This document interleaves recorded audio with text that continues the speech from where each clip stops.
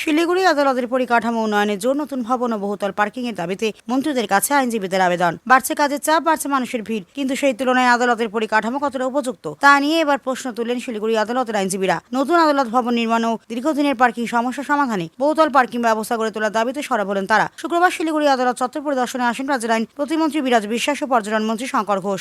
আদালত চত্বর ঘুরে দেখার সময় মন্ত্রীদের সামনে পরিকাঠামোগত সমস্যাগুলি তুলে ধরেন আইনজীবীরা। আইনজীবীদের বক্তব্য, বর্তমান আদালত ভবনের প্রয়োজনের তুলনায় জায়গা কম, পাশাপাশি আদালত চত্বরে পর্যাপ্ত পার্কিং এর ব্যবস্থা না থাকায় প্রতিদিনই সমস্যায় পড়তে হয় আইনজীবী, বিচারপ্রার্থী ও সাধারণ মানুষকে। তাই নতুন আদালত ভবনের পাশাপাশি পরিকল্পিত বহুতল পার্কিং ব্যবস্থা তৈরির দাবি জানানো হয়েছে। এর আগে বিধানসভা স্পিকার রথীন্দ্রনাথ বসু শিলিগুড়ি আদালতে এলে তার কাছেও একই দাবি জানিয়েছিলেন আইনজীবীরা। ফলে বিষয়টি নিয়ে প্রশাসনিক স্তরে এবার কতটা দ্রুত পদক্ষেপ করা হয় সেদিকে নজর রয়েছে। এদিন পরিদর্শনের পাশাপাশি হাড়ঘাট তিরঙ্গা কর্মসূচির অংশ হিসেবে আইনজীবীদের হাতে জাতীয় পতাকা তুলে দেন পর্যটন মন্ত্রী শঙ্কর ঘোষ। আইন প্রতিমন্ত্রী বিরাজ বিশ্বাস জানান, নতুন আদালত ভবন নির্মাণের জন্য প্রয়োজনীয় উদ্যোগ নেওয়া হবে। দীর্ঘদিনের দাবি নিয়ে মন্ত্রীদের আশ্বাস পাওয়ার আদালতের পরিকাঠামো উন্নয়ন নিয়ে নতুন করে আসার আলো দেখছেন শিলিগুড়ি আদালতের আইনজীবীরা।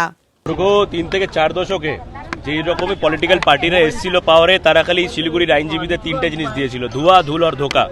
এর বাইরে কিচ্ছু হয়নি। দীর্ঘদিন ধরে প্ল্যানটা পাস করা ছিল, এখনো পর্যন্ত পলিটিক্যাল উইলের জন্য প্ল্যানটা এখনো পর্যন্ত স্যাংশন বলতে গেলে বিল্ডিংটা হয়নি। ইভেন কি ফলকও লাগিয়ে দিয়েছিল, কিন্তু ফলকটাও গায়েব হয়ে গেছিল, আমি শুনলাম আইনজীবীদের কাছ থেকে। মাননীয় মন্ত্রী আমাকে দীর্ঘদিন ধরেই বলছিল বিষয়টা, আমি ওই জন্য চলে এসেছি কালকে দেখা করার জন্য, ইন্সপেক্ট করার জন্য। ইন্সপেকশন করে আমি সবাইকে এতটুকু সন্তুষ্ট করলাম যে 100% এই ভব্য একটা বিল্ডিং এখানে হচ্ছে, আইনজীবীদের জন্যও থাকবে সেখানে ব্যবস্থা, এবং যারা বিভিন্ন মাধ্যমে যারা আসছেন এভিডেন্স দিতে বা সাক্ষী করতে, তাদের জন্য ব্যবস্থা আমরা এখানে রাখছি ভালো করে। খুব শীঘ্রই এটা হয়ে যাবে। আর যেটা আমাদের অ্যাডমিনিস্ট্রেটিভ লেভেলে যেখানে আটকে আছে, সেটা ইমিডিয়েটলি মন্ত্রীমশাই আর আমরা মিলে দুজনে মিলে ইমিডিয়েটলি রিজলভ করছি। ফান্ড নিয়ে কোনো সমস্যা নেই, কোনো কিছুই নেই। এখানে পলিটিক্যাল উইল, উত্তরবঙ্গকে নেগলেক্ট করা হয়েছিল, এখন যেটা আমাদের ডাবল ইঞ্জিন সরকার এসছে, উত্তরবঙ্গকে আমরা ফার্স্ট প্রায়োরিটি দিই। তাহলে একদিকে জিএসটি, এমএসএমই, কোর্ট বিল্ডিং এবং একটা সেন্ট্রাল ল ইউনিভার্সিটি, এই 4টে মূল যে বিষয় আমি এই আইনের সাথে যুক্ত মানুষদের কাছ থেকে যেগুলো জেনেছিলাম নির্বাচনের আগে, ইতিমধ্যেই মুখ্যমন্ত্রীর কাছে আমি আবেদন করেছি। আজকে মাননীয় আইনমন্ত্রীর কাছেও এই বিষয়টি বলেছি।